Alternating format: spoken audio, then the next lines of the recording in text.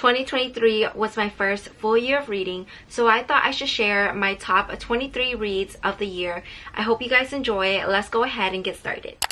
Hey besties, welcome back to my channel. I am so excited to talk about today's video and all of the books, so I have a lot to share. I wanted to mention that I started reading the end of 2022, but my first full year in 2023. So I mainly started reading romances and slowly incorporated like fantasy and a few mystery books here and there. So I thought this would be a great video in case you need, somewhere to start and book recommendations. Without further ado, let's just go ahead and start with number 23. I'm starting out with a banger. Number 23 is A Court of Thorns and Roses by Sarah J. Maas. This is the first book in the ACOTAR series. It is a fantasy book, and this was like one of the first fantasy books that I've read. So I thought that it was pretty easy to get into, and the story was very interesting. This is actually a 4-star read for me. I think that this is a great start to the fantasy world and just into the series as well. I really enjoyed it. I did not expect anything that was going to happen in here. Number 22 would have to be The Naturals by Jennifer Lynn Barnes, and this is the first book in the Natural series. So this is a YA like mystery, and I really enjoyed this book because I'm not really a thriller horror person because I get scared really easily. I usually like solving cases and stuff like that, and I think those are more interesting to me instead of just like straight up horror. The series is about like teenagers solving like some cold cases, and they have like special abilities. So this is a very fun and fast-paced read, so I would highly recommend you guys getting into the series if this is like something up your alley. This was also a 4-star read for me. Number 21, a lot of people gave this 5 stars. For me, it was a 4-star read, and it's still on my top 23 books of 2023. So I would highly recommend this book, and it would have to be Divine Rivals by Rebecca Ross. This book was really good, and honestly, I think about this more often than I thought I would. It's a slower paced like fantasy book. It's a YA fantasy. I think the ending got me the most. I know that the second book came out and I need to read that one, but I would highly recommend this book. Give it a try and let me know what you guys think. Number 20 would have to be Iron Flame by Rebecca Yarros, and this is a second book following Fourth Wing. I gave this book a 4-star rating as well. This book was so thick, you guys. It was like 590 something, close to 600 pages. There were like a lot of information in here and a lot of new characters. I felt like a lot of information could have been removed, but regardless, I just like the world and just the characters in here as well. I'm going to be a little bit biased because I really liked Fourth Wing, so I still really enjoyed this book and I would still continue on with the series. Number 19 is Say You Swear by Megan Brandy. I gave this book 4.5 stars because it was so good, and I remembered reading this book at the beginning of the year and I was just sobbing. So I don't really remember too much about it, but I remembered when I read this at the beginning of the year, I couldn't stop thinking about it, and it was just so good. It's a like college romance. She was like into her brother's best friend, but I think something happened and she met this guy in college and he just like treated her better, and it was kind of like a love triangle, I think. I can't really remember, but I do love like a football romance, and this story was just really good. It was pretty popular for a hot minute, and I think it was worth the read. Number 18 is The Love Wager by Lynn Painter. I love a lot of her books just because they're so easy to read and they're like really fun, fluffy, fast-paced as well. This is one of her adult romances, I think, and it was basically about this girl having a one-night stand. Later on, she matched with him on like a dating app. They realized that they should be each other's like wing person. They would go on like different dates but always end up together. So I thought it was really cute. A perfect quick read if that's what you're looking for. Number 17 is a book that I don't physically own because I'm hoping that there's a cuter cover before I purchase it, but I read Birthday Girl by Penelope Douglas in September during my birthday week, and I really enjoyed it. It's a taboo romance. Basically, the concept of this book is this girl is in a relationship with this guy, but like they have some issues, and she ends up meeting her boyfriend's dad. I really liked their relationship dynamic and just a lot of things that they went through. So I ended up giving that one 4.5 stars as well. I'm starting to lose count, you guys. Number 16 is Terms and Conditions by Lauren Asher. This is the second book in the Dreamland Billionaires series. I love a workplace boss like romance. So this was about Declan and Iris, and he is like the CEO. Iris is like his secretary. He needs to get married and have a kid to earn like his inheritance. I just thought this book was like the best one out of the entire series. It was very entertaining. I just loved the romance. I apologize if you guys are not getting like a great description of each of these books. I have a hard time remembering books, so I'm trying to be better. Number 15 I think is Magnolia Parks, The Long Way Home. This is the third book in the Magnolia Parks universe, and I actually read this recently. This book I gave 4.5 stars as well, just because from the first Magnolia Parks book to this one, the relationship and just everything that we learned in this book was just crazy, and I really annotated this book. You should try out the first one and then maybe give the second one a chance, because I liked the second one more, and then this one was really good. So I will probably always think about this book.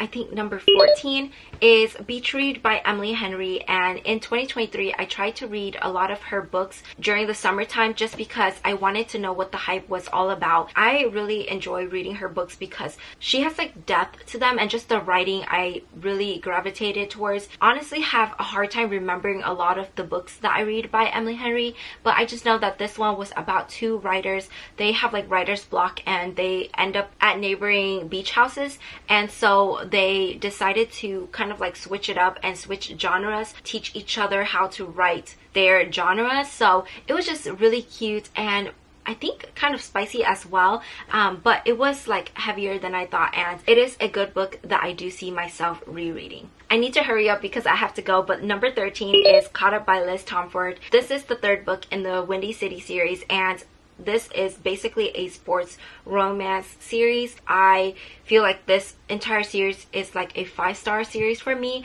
So this one is a baseball like single dad romance, and it has to do with like a nanny, and her spice are spicy. So I really enjoyed the characters in here. They were funny, and just the relationships between everyone in this book, it was more of like a found family kind of book. I cried so many times reading this book in my like 24-hour reading vlog, so I would highly recommend. I think I gave this one 4.75 stars just because it wasn't like a 5-star read for me, but I just can't stop thinking about it, and it was a really good book. I think number 12, I don't know at this point, but this is Better Than the Movies by Lynn Painter, another Lynn Painter book. This one is a YA romance, and I thought this was so cute. I read this so fast. I think I binged it in like one sitting, but this is about Liz. She has always had a crush on this guy, and she also despises the guy that lives next door to her, but she needs his help to get her crush to go to prom with her. In the process of him helping her, she falls in love with her neighbor, and it was just really cute. Next book I have is Icebreaker by Hannah Grace, and this one is an ice hockey romance. I thought this was pretty fun, and I, for some reason, can't really remember too much about this book. I read this in January of 2023, so it's been a while. I just know that it is a kind of like spicy book. This one revolves around Anastasia and I think Nathan. She is an ice skater, and they have to share the same rink. Something happened to Anastasia's partner, and I didn't really like him, so Nathan was like trying to help her. I can't really remember too much, but I thought that this was a cute and spicy read. So don't let the cover deceive you, but I would still recommend this book. I gave it 5 stars actually. We are now at number 10, and this is Book Lovers by Emily Henry. This book, for some reason, it hit so much, and I thought it was really cute.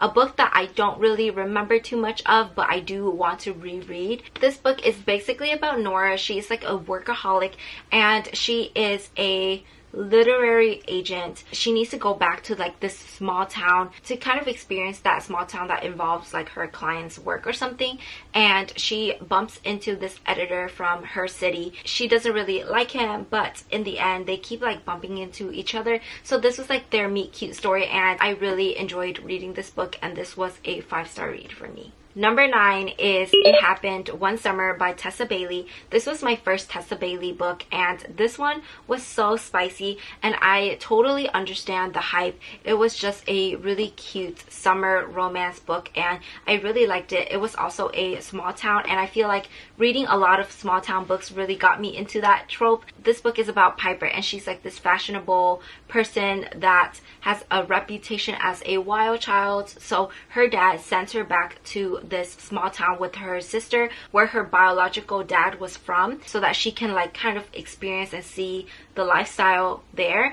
And then she bumps into Brandon. He is a fisherman, and a lot of things happen and their relationship just builds. So I thought it was really cute and pretty steamy as well. I think it's a perfect summer book. I gave this one 5 stars. Next up, I have Practice Makes Perfect by Sarah Adams, and this book follows When in Rome. This one for me, I loved this book more than When in Rome. I thought this was such a cute, wholesome romance book. It was about Annie. Her small town assumes that she's like very innocent and stuff like that, but she just wants to discover herself. So she bumps into this bodyguard. He is actually like the bodyguard for someone in the first book. They basically go on dates. The romance was cute, and just the way he was helping her, and just the message in the story as well. But I just love Sarah Adams' writing, and I just think that her books are so easy to read. I love the cover, and I loved the story as well. So another 5-star read.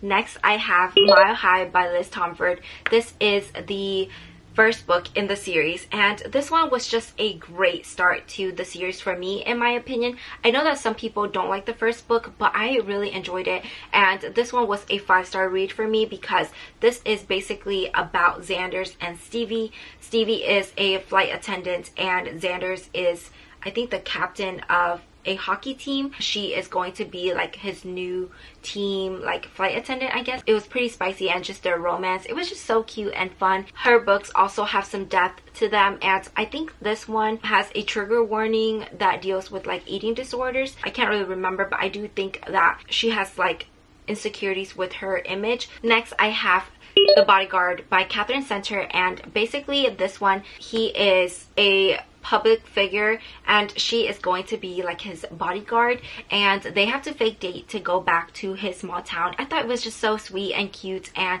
I would highly recommend you guys reading this one. This was like one of my top romances of the year, and I just really loved it. So another small town romance book. I can't believe we are at number 5, but I have Daisy Hates by Jessa Hastings, and this is the second book in the series. I was hooked to this book and the story. So this one follows Daisy's story and just her, Julian, and Christian's perspectives in here. So it was just very interesting to see everything after Magnolia Parks, and this one just hit more for me. This was a solid 5-star read for me. I just loved it so much, and I honestly think about these characters pretty often. They just for some reason have an attachment to me, and I don't know, but I can't wait to read the second Daisy Hates. Number 4, I have Powerless by Lauren Roberts. This is a YA fantasy, and I was obsessed with this book, you guys. This is just for someone who loves the angst. He's a morally gray character. Honestly, kind of have that love triangle in here, and I annotated like almost every page of this book because of the things he was just saying, and I know that some people might find it cringy, but I was obsessed with the things that he said. So basically it's about the elites and the ordinaries. The ordinaries are banished from this kingdom, and the elites are basically people with power. And then there's Peyton Gray, where she is just an ordinary, but she is trying to pretend that she has a power to not get killed, and she gets picked to enter this tournament. It was just very easy to read and gripping. I cannot wait to read the next one, so I would highly recommend you guys checking this book out. Number 3 for me would have to be The Right Move by Liz Tomford. I think about this book almost every day. This one was a basketball romance, and I just think that's why I liked it so much. But also the relationship between Ryan and Indy. Ryan is like the perfect book boyfriend, and I loved Indy's character. I thought she was just so cool, and it was so cute. This is about best friend's brother, and she has to like move into his apartment. He didn't really like that, but their relationship developed, and I just thought everything was so sweet and wholesome. So I would highly recommend this book, and of course it was a 5-star read for me. And then I cannot believe that we are at number 2. You guys, my favorite romance book of the year has to be The 7-Year Slip by Ashley Poston. I want to give this book to everybody and tell them to read it, because this book was just so perfect to me. I literally did not expect anything that happened in this book, and it was a perfect romance book. I don't even know how to describe it, because this has magical realism, and the story deals with grief. The female main character, her aunt passed away and left her with this magical apartment. When she stepped into the apartment, she was back 7 years in the past, and she just saw this like random guy in her apartment. You learn why he's there and just his character more throughout the book, and I went into this book blind. I was so happy I did that. I would recommend you guys reading this book. Please just read it, because I loved it so much, and I cannot think about this book enough. A 6-star read for me. Then my number 1 is kind of controversial, because it would have to be Fourth Wing by Rebecca Yarros. I loved this book. I think that this book did it for me in 2023. I realized that I really enjoy reading fantasy, and this was like my first fantasy read. It was just so fun with the dragons and just the characters in here. It was my first 6-star read, and I just couldn't put this book down. It is a great start for beginners to get into fantasy, in my opinion, and I cannot stop talking about Fourth Wing. So this is a book that I will always recommend. I cannot grab these books, because if I try to hold all of them, they're gonna fall. So let's not do that. But those were the 23 books that I loved in 2023. So I'm so happy to be sharing them with you guys today. I hope that you guys found some new books to check out. But thank you so much for watching, and I will see you guys in the next video. Bye!